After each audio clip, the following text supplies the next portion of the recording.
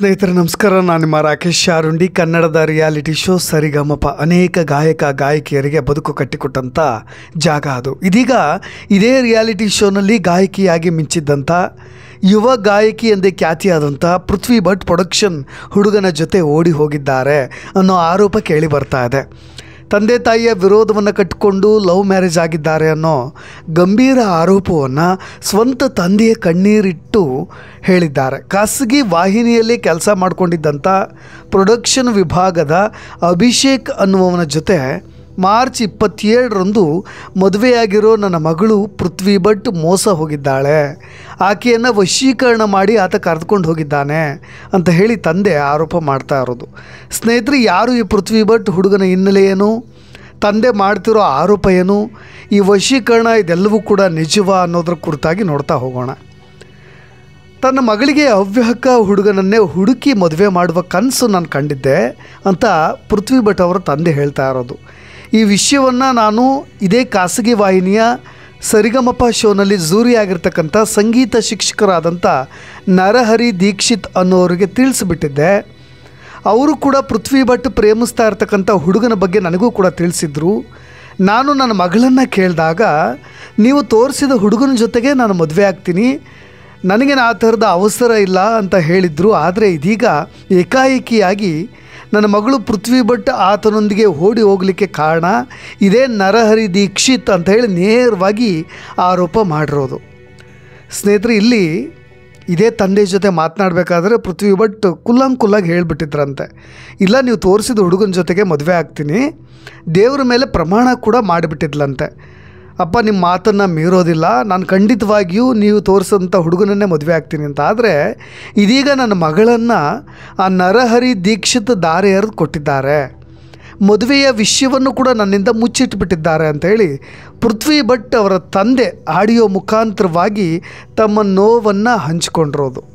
ಸ್ನೇಹಿತರೆ, ಇಲ್ಲಿ ಬಹಳಷ್ಟು ಗಮನಿಸಬೇಕಾದಂಥ ಅಂಶಗಳು ಕೂಡ ಇದ್ದಾವೆ. ಯಾಕೆ ಈ ವಶೀಕರಣ ಅನ್ನೋ ಪದವನ್ನು ಇಲ್ಲಿ ಪೃಥ್ವಿ ಭಟ್ ಅವರ ತಂದೆ ಮಾಡ್ತಾ ಇರೋದು ಅಂತ. ಯಾಕೆಂದರೆ ಅವರು ಈ ಮುಂಚೆಯೇ ಮಗಳನ್ನು ಕೂರಿಸ್ಕೊಂಡು ಮಾತಾಡಿದ್ರಂತೆ. ಆಗ ಪೃಥ್ವಿ ಭಟ್ ಹೇಳ್ತಾರಂತಿದೆ ಸರಿಗಮಪ ಸಿಂಗರ್, ಹುಡುಗನೊಬ್ಬ ನನ್ನ ಹಿಂದೆ ಬಿದ್ದಿರೋದು ನಿಜ ಅಪ್ಪ, ಆದರೆ ನೀವು ಇಷ್ಟಪಟ್ಟರೆ ಮಾತ್ರ ನಾನು ಮುಂದುವರಿತೀನಿ ಮೀನ್ಸ್ ಮದುವೆ ಅಥವಾ ಬೇರೆ ವಿಷಯಗಳು ನೀವು ಒಪ್ಪೋದಾದರೆ ಅನ್ನೋ ವಿಷಯವಾಗಿ ನಾನು ಮುಂದುವರಿತೀನಿ, ಇಲ್ಲದಿದ್ದರೆ ನೀವು ತೋರಿಸಿದ ಹುಡುಗನ ಜೊತೆಗೆ ಹೊಸ ಜೀವನಕ್ಕೆ ಕಾಲಿಡ್ತೀನಿ ಅಂತ ಹೇಳಿ ಪೃಥ್ವಿ ಭಟ್ ಅವರು ತಂದೆ ತಾಯಿಯ ಮೇಲೆ ಆಣೆ ಪ್ರಮಾಣ ಎಲ್ಲವನ್ನೂ ಕೂಡ ಮಾಡಿದರು. ಆದರೆ ಯಾವಾಗ ಈ ನರಹರಿ ದೀಕ್ಷಿತ್ ಅವರು ಮನೆಗೆ ಬಂದು ಹೋದರೋ, ಯಾವಾಗ ಈ ಪೃಥ್ವಿ ಭಟ್ ಜೊತೆಗೆ ನಿರಂತರವಾಗಿ ಸಂಪರ್ಕಕ್ಕೆ ಬಂದರೋ, ಆತನೇ ತನ್ನ ಮಗಳನ್ನು ವಶೀಕರಣ ಮಾಡಿ ಆ ಹುಡುಗನ ಜೊತೆ ಮದುವೆ ಮಾಡಿ ಕೊಟ್ಟುಬಿಟ್ಟಿದ್ದಾನೆ ಅನ್ನೋ ಆರೋಪವನ್ನು ನೇರವಾಗಿ ತಂದೆ ಶಿವಪ್ರಸಾದ್ ಅವರು ಮಾಡ್ತಾ ಇರೋದು. ಮೊದಲಿಗೇನೋ ಮಗಳು ನನ್ನ ಮುಂದೆಯೇ ಆಣೆ ಪ್ರಮಾಣ ಎಲ್ಲವನ್ನೂ ಕೂಡ ತೆಗೆದುಕೊಂಡ್ಲು, ಆದರೆ ಆ ಪ್ರಮಾಣ ಮುರಿದುಕೊಂಡು ಈಗ ಮದುವೆ ಆಗಿದ್ದಾಳೆ, ಹಾಗಾಗಿ ಆಕೆ ನನ್ನ ಮನೆಗೆ ಬರೋದು ಬೇಡ ಅಂತ ನಾನು ಕೂಡ ನೇರವಾಗಿ ಹೇಳಿಬಿಟ್ಟೆ ಅಂತ ತಂದೆ ಈಗ ಅಲವತ್ತುಕೊಂಡಿರೋದು. ಹವ್ಯಕ ಸಮಾಜದ ಗ್ರೂಪ್ನಲ್ಲಿ ಆ ಥರದೊಂದು ಆಡಿಯೋ ಈಗಾಗಲೇ ಸೋಷಿಯಲ್ ಮೀಡಿಯಾಗಳಲ್ಲಿ ವೈರಲ್ ಆಗ್ತಾ ಇದೆ. ಅದರ ಜೊತೆಗೆ ಇದೇ ನರಹರಿ ದೀಕ್ಷಿತ್ ಬಗ್ಗೆ ಉಲ್ಲೇಖ ಮಾಡಿ ತಂದೆ ನೋವನ್ನು ಕೂಡ ಹಂಚಿಕೊಂಡಿರೋದು.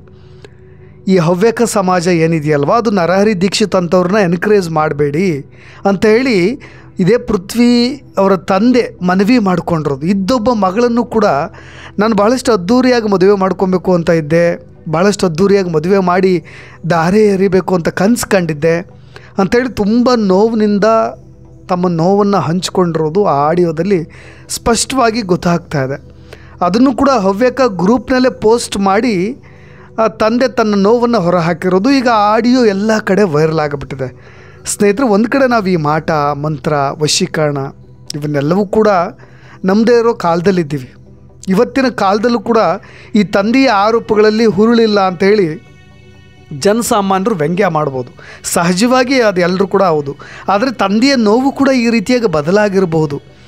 ಅದೇನೇ ಇರಲಿ, ಆರಂಭದಲ್ಲಿ ನಮ್ಮ ಸಂಪರ್ಕದಲ್ಲಿ ಇಲ್ಲ ಅವನು ಹವ್ಯಕ ಅಲ್ಲ, ಬ್ರಾಹ್ಮಣನೂ ಅಲ್ಲ, ಜಾತಿ ಯಾವುದಾದ್ರೇನು, ಇವತ್ತು ನನ್ನ ಮಗಳು ನನ್ನನ್ನು ಬಿಟ್ಟು ಹೋಗಿಬಿಟ್ಟಿದ್ದಾಳೆ ಅಂತ ತಂದೆ ಶಿವಪ್ರಸಾದ್ ಅವರು ಭಾಳ ಬಿಕ್ಕಿ ಭಾವುಕರಾಗಿ ಗದ್ಗದಿತರಾಗಿ ತಮ್ಮ ನೋವನ್ನು ಹಂಚಿಕೊಳ್ತಾ ಇರೋದು.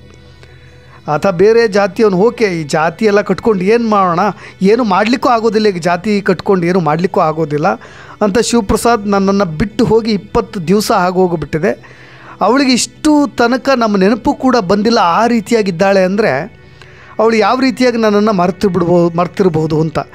ಇದನ್ನು ನೀವು ಯಾರೂ ಕೂಡ ನಿರೀಕ್ಷೆ ಮಾಡುವಂಥ ವಿಷಯವೇ ಅಲ್ಲ. ಅವಳು ಯಾವ ರೀತಿ ಇದ್ಲು, ಅವಳನ್ನು ನಾನು ಯಾವ ರೀತಿಯಾಗಿ ನೋಡಿಕೊಂಡಿದ್ದೆ, ನಾನು ಯಾವ ರೀತಿಯಾಗಿ ಸಾಕಿದ್ದೆ ಅವಳನ್ನು, ಇದೆಲ್ಲವೂ ಕೂಡ ನಮ್ಮ ಅಕ್ಕಪಕ್ಕದ ಮನೆಯವರಿಗೆ ನೋಡಿದವ್ರಿಗೆ ಗೊತ್ತಿರೋ ವಿಚಾರ. ಹಾಗಾಗಿ ಅವಳು ತುಂಬ ನಿಷ್ಠೆಯಿಂದ ಇದ್ಲು. ಈಗ ಏಕಾಏಕಿಯಾಗಿ ಆ ಪ್ರೊಡಕ್ಷನ್ ವಿಭಾಗದ ಹುಡುಗನ ಜೊತೆಗೆ ಓಡಿ ಹೋಗ್ತಾಳೆ ಅಂದರೆ ಇಲ್ಲಿ ಭಾಳಷ್ಟು ಸ್ಪಷ್ಟವಾಗಿ ಗೊತ್ತಾಗ್ತಾ ಇದೆ ಆಕೆಯನ್ನು ವಶೀಕರಣ ಮಾಡಲಾಗ್ತಾ ಇದೆ ಅನ್ನೋದನ್ನು ಭಾಳಷ್ಟು ಒತ್ತಿ ಹೇಳ್ತಾ ಇರೋದು ಇಲ್ಲಿ ಪೃಥ್ವಿ ಅವರ ತಂದೆ. ಯಾಕೆ ಹೀಗಾಯಿತು ಅನ್ನೋದು ಯಾರಿಗೂ ಕೂಡ ಅರ್ಥವಾಗೋದಿಲ್ಲ. ಇದರಲ್ಲಿ ಮುಖ್ಯವಾದ ವಿಷಯ ಅಂದರೆ ಅವಳನ್ನು ದಾರಿ ಎರೆದು ಮದುವೆ ಮಾಡಿಕೊಟ್ಟಿರೋದು ಇದೇ ನಮ್ಮ ಗಿರಿ ನಗರದ ವಲಯದ ನಿವಾಸಿ ಭಯಂಕರ ಸಂಗೀತ ಶಿಕ್ಷಕ ಮಹಾದೃಷ್ಟ ನರಹರಿ ದೀಕ್ಷಿತ್ ಅನ್ನೋರು ಅಂತ ಹೇಳಿ ಕಿಡಿಕಾರರೋದು. ಮುಂದುವರೆದು ಇದೇ ನರಹರಿ ದೀಕ್ಷಿತ್ ಬಗ್ಗೆ ಮಾತನಾಡಿದ್ದಾರೆ. ಅವ್ರ ಆರೋಪ ನೇರವಾಗಿ ನರಹರಿ ದೀಕ್ಷಿತ್ ಬಗ್ಗೆ. ಮಗಳನ್ನು ಕಳ್ಕೊಂಡು ದುಃಖ, ಇನ್ನೊಂದು ಕಡೆ ವಶೀಕರಣ ಅನ್ನೋ ಮಾತುಗಳು. ಯಾಕೆ ವಶೀಕರಣ ಅನ್ನೋದು ಈಗ ಬರುತ್ತೆ ನೋಡಿ. ಹಲವು ಕಡೆ ಸಂಗೀತ ತರಗತಿಗಳನ್ನು ಮಾಡ್ತಾ ಇರ್ತಾನಲ್ವ ಇದೇ ನರಹರಿ ದೀಕ್ಷಿತ್, ನೀವೆಲ್ಲರೂ ಕೂಡ ನೋಡಿದ್ದೀರಿ. ಇದೇ ಖಾಸಗಿ ವಾಹಿನಿಯ ಸರಿಗಮಪದ ಜೂರಿಯಾಗಿ ಕೆಲಸ ನಿರ್ವಹಿಸ್ತಾನಲ್ವ, ಅವನಿಗೂ ಕೂಡ ಜೊತೆಗೆ ಶಿವಣ್ಣಂಗೂ ಕೂಡ ಇವೆಲ್ಲ ವಿಷಯಗಳನ್ನು, ನನ್ನ ಮಗಳ ಹಿಂದೆ ಒಬ್ಬ ಹುಡುಗ ಬಿದ್ದಿರೋ ವಿಚಾರ, ಇವೆಲ್ಲವೂ ಕೂಡ ಇದೇ ಶಿವಪ್ರಸಾದ್ ಅವರು ಹಂಚ್ಕೊಂಡಿದ್ರಂತೆ. ಈ ಹಿಂದೆ ನಮ್ಮ ಮನೆಗೆ ಬಂದಿದ್ದ ಮತ್ತು ಬರಲು ನಾನೇ ಹೇಳಿದ್ದು ಕೂಡ ಇದೇ ನರಹರಿ ದೀಕ್ಷಿತ್ಗೆ.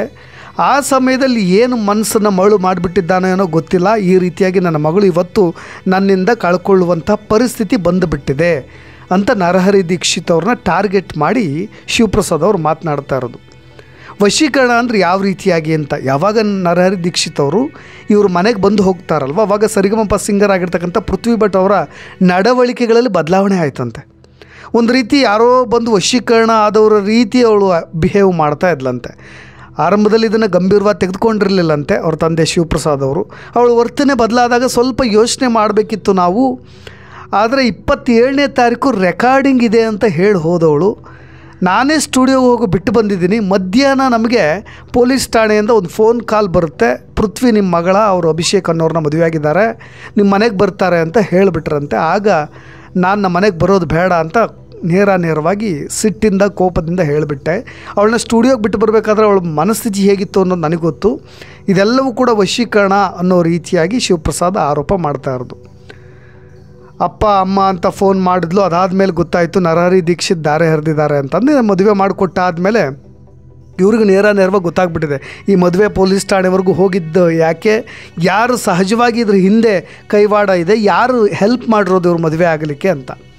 ಒಟ್ಟಾರೆಯಾಗಿ ಏನೋ ಖಾಸಗಿ ವಾಹಿನಿಯಿಂದ ಏನೇನು ಲಾಭ ತಿಂದಿದ್ದಾರೋ ಅನ್ನೋ ಗೊತ್ತಿಲ್ಲ, ನನ್ನ ಮಗಳಿಗೆ ಈ ಥರ ಮೋಸ ಮಾಡಿಬಿಟ್ರು, ನಾನು ನನ್ನ ಜೀವನದಲ್ಲಿ ದಾರೆ ಇರೋ ಒಂದು ದೊಡ್ಡ ಕನಸನ್ನು ಕಿತ್ಕೊಂಡ್ಬಿಟ್ರು ಅಂತ ಹೇಳಿ ಬೇಸರವನ್ನು ವ್ಯಕ್ತಪಡಿಸಿರೋದು. ಸ್ನೇಹಿತರೆ, ಕಾಲ ಈಗಾಗಲೇ ಬದಲಾಗಿಬಿಟ್ಟಿದೆ. ಅವ್ರಿಗೆ ಸರಿ ಹೋಗೋ ಹುಡುಗನ ಜೊತೆ ಅವರು ಆಯ್ಕೆ ಮಾಡಿಕೊಂಡು ಅವ್ರ ಸ್ವತಂತ್ರವಾದ ಜೀವನವನ್ನು ನಡೆಸೋ ಕಾಲ. ಆದರೆ ತಂದೆಯ ಮಾತನ್ನು ಮುರಿದು, ಆರಂಭದಲ್ಲಿ ಅಪ್ಪ ನನ್ನ ಹಿಂದೆ ಒಬ್ಬ ಹುಡುಗ ಬಿದ್ದಿದ್ದಾನೆ ನೀವು ಒಪ್ಪೋದಾದರೆ ಅಂತ ಹೇಳಿದಂಥ ಮಗಳು ಈಗ ತಂದೆಯ ಮಾತನ್ನೇ ಮುರಿದು ಸುಳ್ಳು ಹೇಳಿ ಹುಡುಗನಿಂದ ಹೋಗುವಾಗ ಇಲ್ಲಿಯವರೆಗೂ ಸಾಕಿ ಬೆಳೆಸಿದಂಥ ಅಪ್ಪ ಅಮ್ಮ ಆ ಕಳೆದ ದಿನಗಳನ್ನು ಒಮ್ಮೆ ತಿರುಗಿ ನೋಡಿಬಿಟ್ಟಿದ್ರೆ ಇಷ್ಟು ಅವಸರ ಮಾಡ್ತಿರಲಿಲ್ವೋ ಏನೋ ಗೊತ್ತಿಲ್ಲ. ಏನೇ ಆಗಲಿ, ಒಟ್ಟಾರೆಯಾಗಿ ಈಗ ಸದ್ಯ ಸರಿಗಮಪ ಸಿಂಗರ್ ಆಗಿರ್ತಕ್ಕಂಥ ಪೃಥ್ವಿ ಭಟ್ ಅವರು ಹೊಸ ಜೀವನಕ್ಕೆ ಕಾಲಿಟ್ಟಿದ್ದಾರೆ. ಏನು ಕೂಡ ಮತ್ತೆ ಡೌನ್ಫಾಲ್ ಆಗದಂತೆ, ಇನ್ಯಾವುದೋ ಮತ್ತೆ ವಿವಾದಕ್ಕೆ ಈಡಾಗದಂತೆ, ಅವ್ರ ಜೀವನ ಇನ್ಯಾವುದೋ ದಿಕ್ಕಿ ಹೋಗದಂತೆ ಸುಖಮಯವಾಗಿ ಜೀವಿಸಿದ್ರೆ ಮತ್ತು ತಂದೆ ತಾಯಿ ಕೂಡ ಅದನ್ನು ಒಪ್ಪಿಕೊಂಡ್ರೆ ಒಳಿತು ಅನ್ನೋದಷ್ಟೇ ನನ್ನ ಅಭಿಪ್ರಾಯ ಅಂತ ಹೇಳ್ತಾ ಇನ್ನಷ್ಟು ಅಪ್ಡೇಟ್ಸ್ಗಳೊಂದಿಗೆ ಮತ್ತೆ ಬರ್ತೀನಿ. ನಾನು ರಾಕೇಶ್ ಶಾರುಂಡಿ, ಧನ್ಯವಾದ.